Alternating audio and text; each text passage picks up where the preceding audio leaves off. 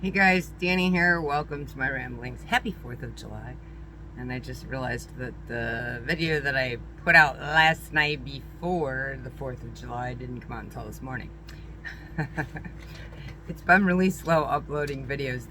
I did 2 other videos that I attempted to upload, but one took over a day and it still wasn't uploading. The other one was probably about 6-7 hours, and I just said, forget it. It's not worth it. We're not fighting with it. We're not getting angry. We're not getting upset. I pick my battles. And technology is not one that I'm dealing with if I don't have to. If you do DoorDash, you would totally understand if you did DoorDash, because when the app goes down or it glitches, it really stresses you out, especially if you have customers' food in your car and you don't know where you're going. So, way back when, you had to use a separate mapping system. Then they added in a mapping system. They've got an in-app mapping system, a Google mapping system, and a Waze. I have an Android, not an iPhone, so I don't know what iPhones have for their maps. And if you use the in-app map,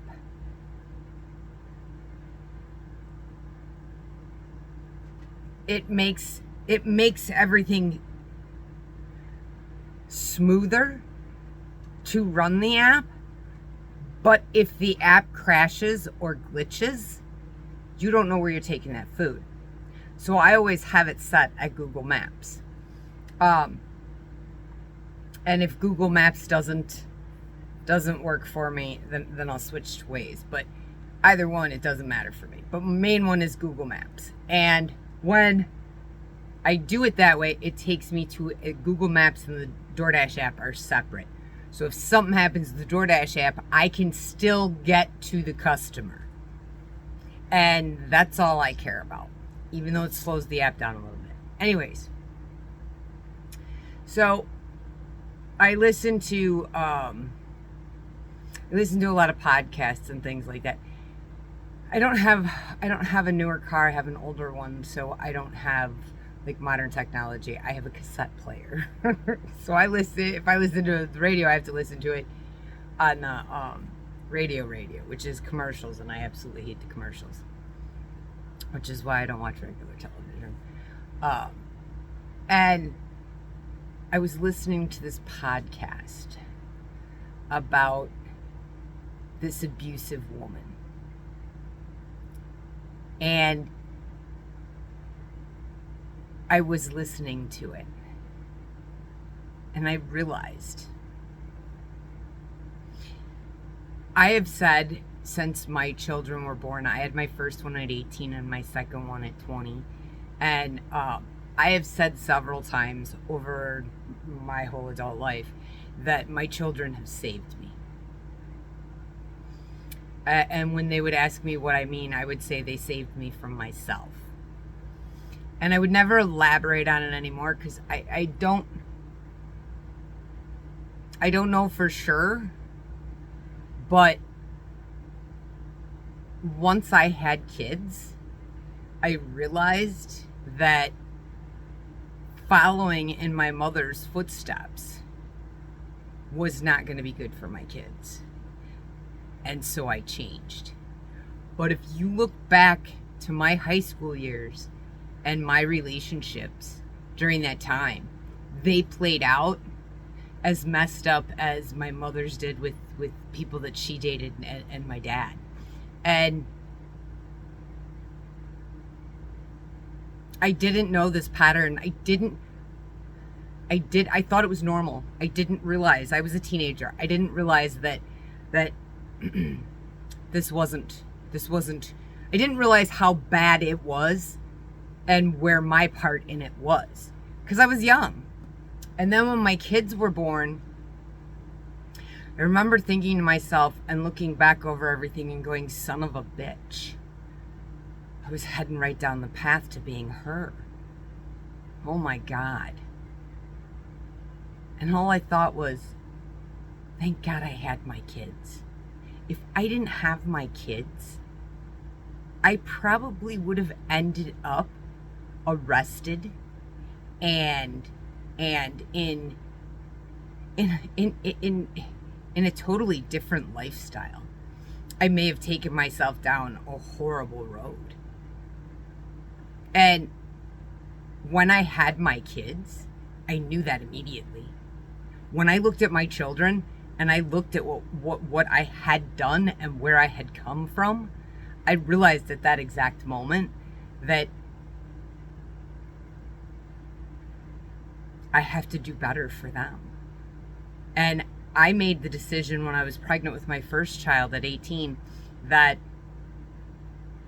whatever decisions I made, I wasn't making them for me. They weren't decisions for me anymore. I was a grown adult.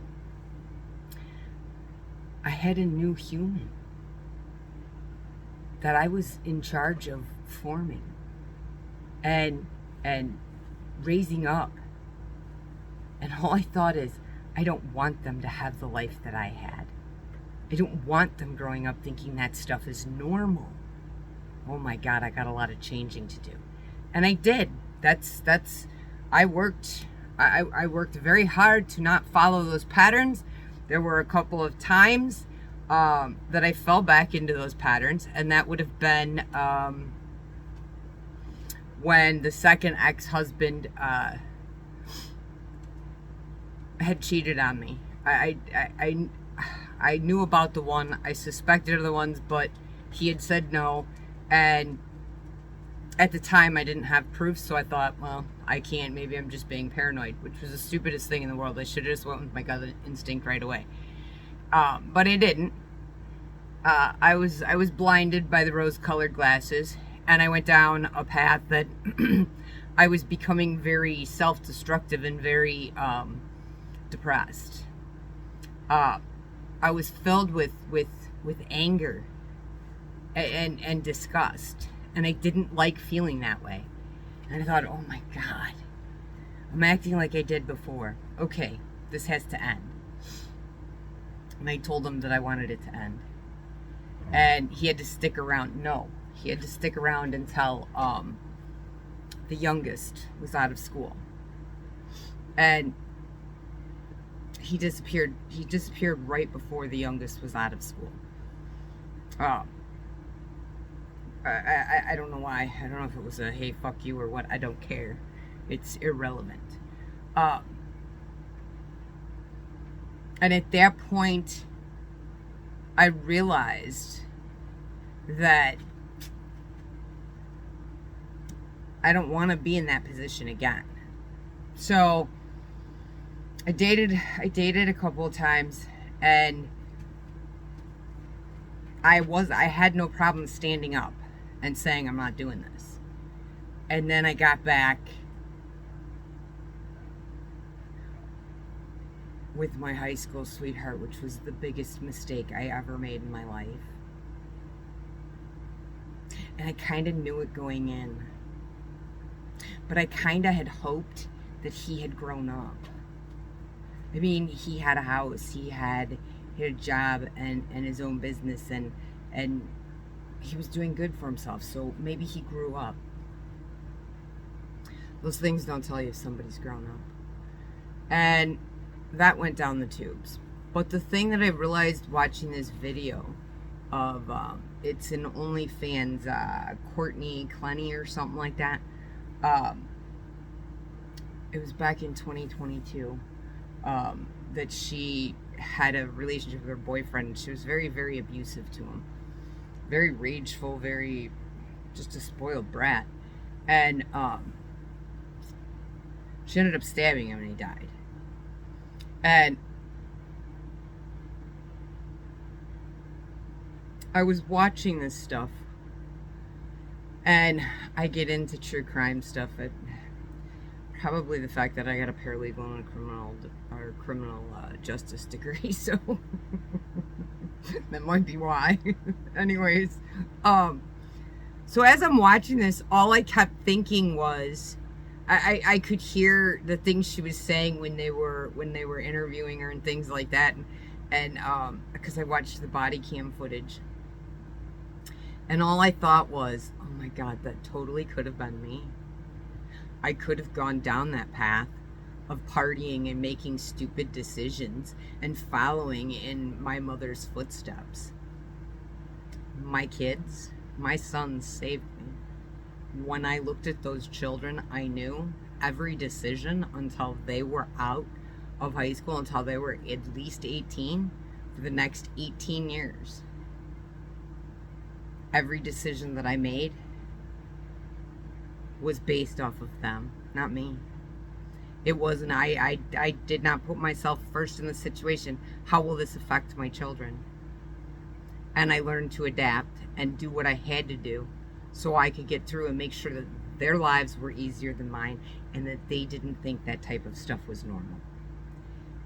And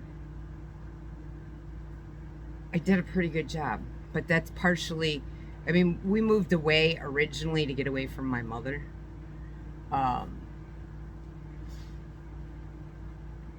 And we won't get into their dad thing, but that's a whole nother story, whole nother video. But we did it to get away from my mother. And once we got away from her and I had moved to Oklahoma by my dad, I had realized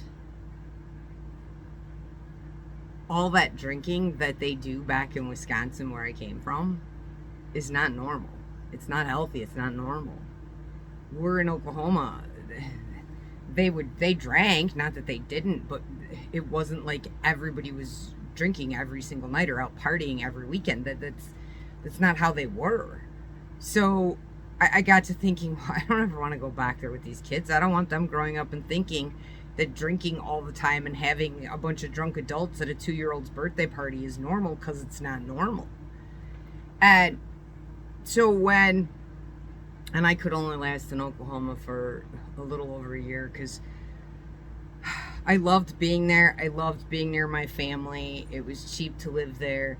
It was a simpler life, but those storms were just, it wasn't something I could handle. Some of those storms are really scary. They're not afraid of it because they've been around their whole life. It was terrifying for me. So that's how we ended up out here. But I remember always thinking throughout their early years when they were children was, how is this going to affect them? Okay, I can suck up whatever I have to suck up. I can move away and not have contact with family or friends. I can do whatever I've got to do to make sure that their life is better and that they don't think the things that I thought were normal, they think is normal. And that's what I mean when people ask about me having children so young. And I always tell them the same thing. My children saved me from me. And I don't think people realize how huge that was. If you knew me back in high school and the relationships I had, you know what I'm talking about. And having those kids saved me. It really saved me. And I'm not saying go out and have kids right away out of fucking high school, because that's not for everybody. I believe 100% that he's why I was saved. I knew it. I knew it back then when the kids were born. I used to thank him all the time. Thank you for saving me from me. Once I had those kids, I knew exactly what road I was heading down. And I had no clue that I was heading down that road. I was following the generational paths that had gone before me. I was going to pass it all down. I was going to keep it going until I had those kids. That was the man upstairs saving me. And when I realized that, my relationship with him got a lot tighter. I started to know that this man had my back. I started to know that God was watching over me and giving me a different path, because I was just going to destroy it. And spending 20 years thinking about some other people than yourself over everything will really make you look at the world a lot differently. Especially if you came from something that you could have passed down the generational curse. Because you were heading right down this, I was heading right down the same path. Not that I'm saying that what she did is right or anything. There's nothing right about it. She had choices. She's living with the consequences of her choices. And I could totally see that I would have probably headed down that same path. And I was watching it and thanking him upstairs, telling him I'm so grateful and so thankful that he gave me my kids when he gave them to me. Because my kids saved me from me. The generational curses ended with me. It wasn't going to happen again. And I was going to make sure of it. So, happy 4th of July. I just wanted to share that with you. Give you a little bit of insight. So you can comprehend that this has been a long work in progress. So open your heart and open your eyes. They go together. Once the heart's open, the eyes are automatically open. You can see behind all masks. So you're looking to do that. You need to talk. Whatever. Feel free to reach out. I'm sharing the information with you because I do not want to come on here and pretend that I am perfect. Nobody is perfect. Perfect should not even be a word used with a human being, because there's no such thing. So when I share the other stuff with you, I also share this stuff with you. I want you to see the whole picture of all of it so you can comprehend that I understand. And what I just shared with you on this video is honestly the reason that I don't judge. I'm pretty much, I don't judge. People can tell me things that are totally and utterly shocking, and I wouldn't judge them. And the reason that I wouldn't judge them is because I was headed down a path like that.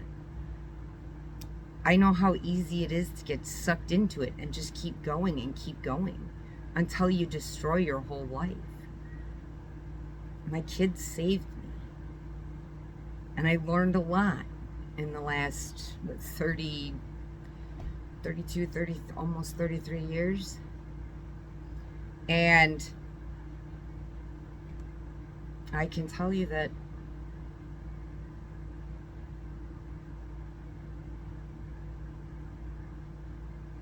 actually, I think my oldest might be turning 34. I have to do the math. Anyways, I wanted to share with you so you understood. The reason that I'm not a judgmental person is because I got a glimpse when my kids were born that I was heading down a bad path. I didn't see it while I was going down it. It was normal. It was all around me. It's what everybody did that was around me. It's relationships I had watched growing up. I was following the same path. And my kids saved me from that. So that's why I'm not judgmental. I know I'm living proof that no matter where you are, you can change that path. It can be changed anytime you wanted to. All you gotta do is start your walk with the man upstairs. He'll change it for you. It'll open your eyes. It'll kick you in the ass looking at yourself that way. And realizing it. But the thing you gotta stay focused on is it's okay. That's how I ended up here. That's how I ended up thinking that this is wrong. Okay, let's change. So as you go through that hurt and that, oh my God, everything seems so unfamiliar, that's actually where you want to go. That you should be looking at as I'm making progress. And that is the point where you count your baby steps. Because you may take a step on a Monday and not take another step until Friday. Because that one step on Monday blew your mind. And you have to go through it. You have to process it. That's what I mean by feel. Sit with your feelings. You'll get through them. But you have to stay focused on the fact that you're moving forward, even if it's baby steps. Because my kids saved me. And what I taught myself during this time, I can now share with you and help you. You don't have to stay stuck where you're at. At any time you can change. I mean, come on. Why not? It's a better life over here. It's more happy, it's more peaceful.